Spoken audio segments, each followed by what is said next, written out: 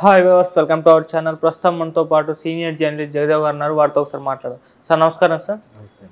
Sir corona కొత్త variant JN1 మరోసారి కూడా ప్రపంచాన్ని వణికిస్తుంది. ఇప్పుడైతే సింగపూర్లో చూసుకుంటే చాలా విస్తృతంగా ఇది ప్రబలుతుంది.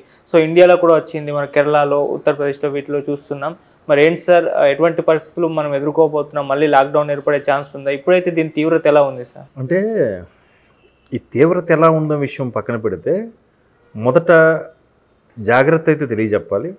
భయభ్రాంతులకు లోన్ చేయకూడదు. Okay, being as media or social media ఎవరో ఏ పర్సన్ అయినా కూడా భయభ్రాంతులు లోన్ చేయకుండా జాగ్రత్త భయం నాస్తి, అంతే కదా. జాగ్రత్తగా ఉంటే భయం ఉండదని. ఇంకా సో అలా కాకుండా ఇంకోటి ఏంటంటే దీనిపై పూర్తి స్థాయి నిష్ణాతులు ఎవరూ లేరు అని నా అభిప్రాయం అండి ప్రపంచంలో. ఎందుకంటే ఫస్ట్ కరోనా వచ్చినప్పుడు 2019 డిసెంబర్ కల్లా చైనాలో ఫస్ట్ మరణం నమోదైంది. ఒక డాక్టరే చనిపోయారు అని కూడా మనకు తర్వాత వార్తలో తెలిసింది. అది మనకు వచ్చేసరికి ఫిబ్రవరి మార్చి అయింది. మార్చి 22 నుంచి లాక్డౌన్ ప్రకటించారు కదా. ప్రకటించిన తర్వాత ఎక్కడెక్కడ అన్నీ స్తంభించిపోయాయి.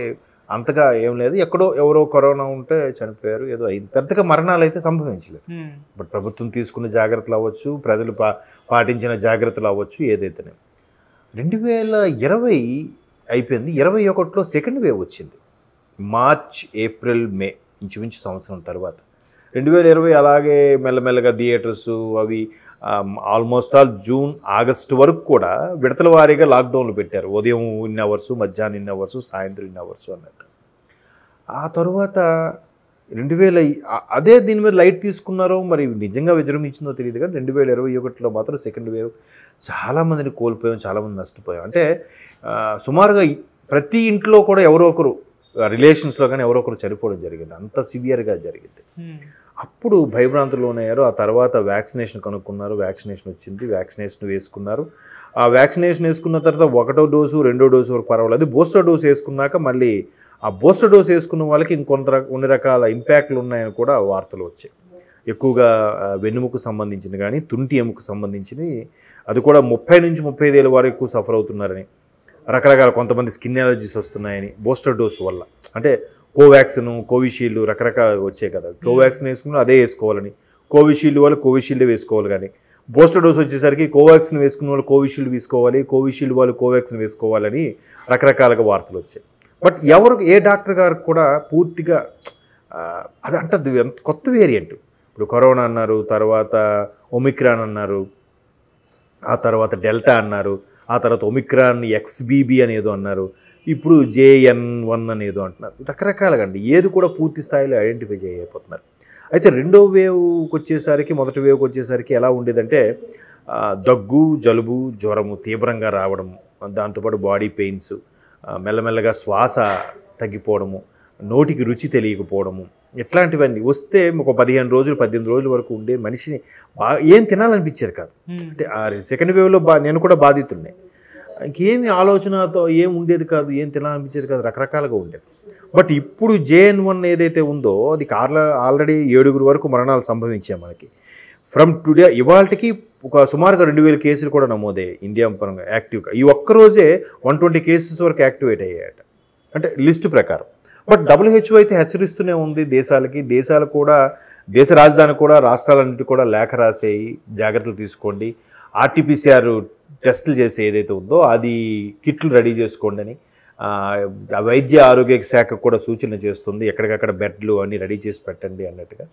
బట్ ఈ సిమ్టమ్స్ ఏంటంటే జ్వరము ఉండదు, దగ్గు ఉండదట, బట్ జలుబుగా ఉంటుంది, ఎక్కువగా ఫ్లమ్ము, న్యూమోనియా అట్లాంటివి ఎక్కువగా రీచ్ అవ్వడం, ఎక్కువగా ఉండే అవకాశం, తర్వాత నెక్ పెయిన్, వెన్నుముక పెయిన్ ఇలాంటివి వచ్చే అవకాశమే కనిపిస్తుందట. అది ఏ స్థాయిలో ఎంత తీవ్రంగా ఉంటుందని ఎవరు చెప్పలేకపోతున్నారు. ఇంతకుముందు పరిశీలన చేసిన వాళ్ళు కూడా ఎంతవరకు చేయగలుగుతారు కొత్తగా. ఒక విధంగా చెప్పాలంటే ఇది ఒక బయో వార్ అండి. ఒక బాంబులో, ఆటం బాంబో, లేదంటే కత్తులో, తుపాకీలో, రైఫిల్స్తో చేసే యుద్ధం కాదు, బయో వార్ ఇది. మనిషిలో మెల్లగా ఎక్కించేసి వాళ్ళని చంపేసే ప్రయత్నం అయితే జరుగుతుంది. బట్ మన వాతావరణం అవ్వచ్చు, లేదా భారతీయ సంస్కృతి, మన తిండి కల్చర్ ఏదైతే ఉందో దానివల్ల కూడా కొంతమంది సర్వైవ్ అయ్యారు. But most of the people second వేవ్లో భయం వల్ల ఎక్కువ మంది చనిపోయారు. ఎందుకంటే వాళ్ళని దగ్గరికి చేరనివ్వక, వాళ్ళని ఎవరు చూడడానికి వెళ్లకుండా, ఆ పక్క బెడ్ వాళ్ళు చనిపోయేసరికి సాయంత్రం 6 వరకు మాట్లాడి 8 o'clock లేడంటే చనిపోయాడంటే ఈ పక్క బెడ్ వాడికి ఎలా ఉంటుంది? 101 కొడుతుంది అసలు. అలాగే చనిపోయే వాళ్ళు ఎక్కువ మంది ఉన్నారు. ఇంకోటి ఏంటంటే ప్లస్ అడ్వాంటేజ్ ఏంటంటే ఒకే ఒకటి అడ్వాంటేజ్, చిన్నపిల్లలకి ఏమీ కాదు అనే ఒక భరోసా ఉంది. ఎందుకు? వాళ్ళకి వ్యాక్సినేషన్ నడుస్తూనే ఉంటుంది, పైగా వాళ్ళకి ఇమ్యూనిటీ పవర్ కూడా ఎక్కువ ఉంటుంది కాబట్టి వాళ్ళకి మాత్రం ఎవరికి ఇంపాక్ట్ జరగలేదు. ఇంతవరకు అటువంటి మరణాలు కూడా ఎక్కడ సంభవించలేదు. 1 ఏవో ఉన్నాయి కానీ అవి ఏవో సమ్ డిఫెక్ట్స్ ఉండడం వల్ల జరిగినవే తప్ప. సో ఇప్పుడు కూడా డిఫెక్ట్స్ ఉన్న వాళ్ళు ఇదైపోయారా లేదంటే దీనివల్ల అయిపోయారా అనేది కూడా పూర్తి స్థాయిలో తెలియదు. దాని పోస్ట్ మార్టము చేయలేము. అది చేసిన వాళ్ళు మళ్ళీ డాక్టర్ బతుకుంటాడో లేదో తెలియదు.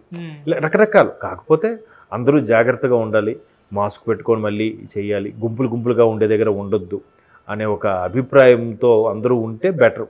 ప్రభుత్వాలు కూడా ఎంతవరకు పనిచేస్తాయి, ఎంతవరకు వాళ్ళు హెచ్చరికలు జారీ చేస్తారు, ఎంతవరకు సపోర్టివ్గా ఉంటారు చెప్పండి. వాళ్ళు గుర్రాన్ని చెరువు వరకు తీసుకెళ్ళరు కానీ నీరు తాగించలేరుగా.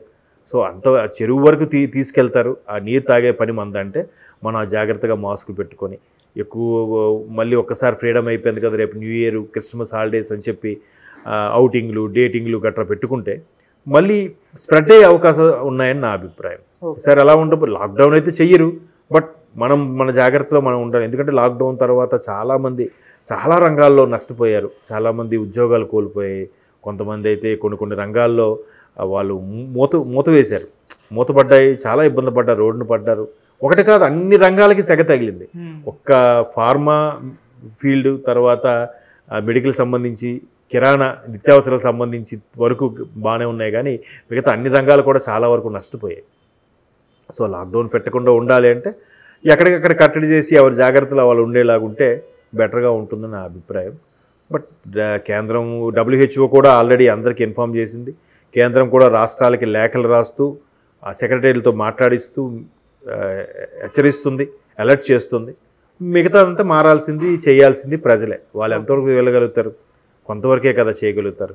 మిగతా చేయాల్సింది ప్రజలే కాబట్టి వీళ్ళయా ఏం కాదులే మేము పట్టించుకోమని తిరిగితే మళ్ళీ ఏది ఎటు దారి తీస్తుందో తెలియదు కదా. ఎవరు పూర్తి స్థాయి నిష్ణాతులు లేరు ఇందులో. ఎవరికి కూడా దీని గురించి చెప్పేవాళ్ళు కానీ కూడా దీని గురించి ఇలా అయితే ఇలా జరుగుతుందని చెప్పేవాళ్ళు కూడా ఏం లేదు కాబట్టి మ్యాక్సిమం మారాల్సింది, జాగ్రత్తలు పాటించాల్సింది మనమే కాబట్టి ప్రజలే జాగ్రత్తగా ఉండాలి. ఓకే సార్, అంతకుముందు ఒమిక్రాన్ అని ఒక వేరియంట్ వచ్చింది, సో చాలా డేంజరస్ అని. ఇప్పుడు ఈ JN1 దానికన్నా డేంజరా లేకుంటే ఎలా సార్? అదే అంటున్నారండి, దానికన్నా డేంజర్ అని చెప్తున్నారు. ఒమిక్రాన్ తర్వాత డెల్టా వేరియంట్ కానీ, తర్వాత ఒమిక్రాన్ XBB వేరియంట్ కానీ, వీటన్నిటితో పోల్చితే ఇది డేంజర్ అనే చెప్తున్నారు. దీనికి సిమ్టమ్స్ కూడా ఉండవు, సడన్గా ఇంపాక్ట్ అయిపోతుంది, లంగ్స్కి ఇంపాక్ట్ అవుతుంది అన్నట్టు కూడా చెప్తున్నారు. అదే అంటున్నాను, ఇది దాని మీద విశ్లేషణ చేయడానికి కానీ లేదంటే ఇలా అయితే ఇలా ఉంటుంది, ఈ సిమ్టమ్స్ ఇదే కరెక్టు, ఈ సిమ్టమ్స్ ఇదే దీని ఫైనలైజ్ అనే చెప్పే పరిస్థితి ఎక్కడ లేకుండా ఉంది. అది వాళ్ళు కూడా చెప్పలేకపోతున్నారు. ఎందుకంటే చెప్తున్నారు కదా, బయోవారుది ఎప్పుడు చూడని ఊహించని వైరస్ ఇది. సో పరీక్షలు అయితే జరుగుతున్నాయి, దాని మీద వ్యాక్సినేషన్ కూడా చేశారు. వ్యాక్సినేషన్ కూడా చాలా లోపాలు ఉన్నాయిగా. దాని పడని వాళ్ళు కొంతమంది ఇంపాక్ట్ అయ్యారు, కొంతమంది సైడ్ ఎఫెక్ట్లు వచ్చాయి, కొంతమంది డిసీజెస్ వచ్చాయి. వాళ్ళని ఎంతకని ఏదో ఒకటి ప్రజల్ని, మనుషుల్ని రక్షించాలనే తాపత్రయంతో చేస్తారు ఆ రీసెర్చ్ వాళ్ళు, R&D వాళ్ళు. బట్ ఇలాంటి రకరకాల వేరియంట్స్ వచ్చేసరికి వాళ్ళని ఎంతవరకు చేయగలరు చెప్పండి. ఇది ఓవర్ ఏ పీరియడ్ మళ్ళీ అలాగ రికవరీ ఆప్షన్స్ కానీ లేదంటే ప్రిస్క్రిప్షన్ కానీ కొనుక్కునే అవకాశాలు ఉన్నాయి. బట్ అంతవరకు జాగ్రత్తలు పాటించాల్సింది, జాగ్రత్తగా ఉండాల్సింది ప్రజలే. ఒకరికొకరు సహాయపడుతూ, ఎంకరేజ్ చేస్తూ, అవేర్నెస్ క్రియేట్ చేస్తూ, ప్రభుత్వాలు కూడా ఎక్కడెక్కడ అవేర్నెస్ క్రియేట్ చేస్తే. బట్ మళ్ళీ మాస్కులు పెట్టుకునే తరుణం ఆసన్నమైందని నేను అనుకుంటున్నాను. అందరూ మాస్కులు పెట్టుకోవాలి. ఒకటి పెట్టుకోకపోతే ఏం కాదులే, ఇలాంటి చాలా చూసాం, ఒమిక్రాన్ వచ్చింది, డెల్టా వచ్చింది, XBB ఏదో వచ్చింది, ఇవన్నీ కాదు, అవి అలాగే చెప్తారు అబ్బాయిలు అని లైట్ తీసుకోవద్దు. సామాన్యులు అలాగే మాట్లాడుతుంటారు కొంతమంది. పోనీ నువ్వు జనాలకు వెళ్ళినప్పుడు నువ్వు జాగ్రత్తగా ఉండు. ముఖం మీద దగ్గేయడం, తుమ్మేయడం కాకుండా కనీసం చెయ్యి అడ్డు పెట్టుకుని తగ్గితే తుమ్మినా ఆ ఇంపాక్ట్ కానీ అది కానీ స్ప్రెడ్ అవ్వకుండా ఉండే ఛాన్స్ ఉంటుంది. ఎంతవరకు స్ప్రెడ్ అవుతుంది, దాని తీవ్రస్థాయి ఏ విధంగా ఉంటుందని కూడా తెలియదు.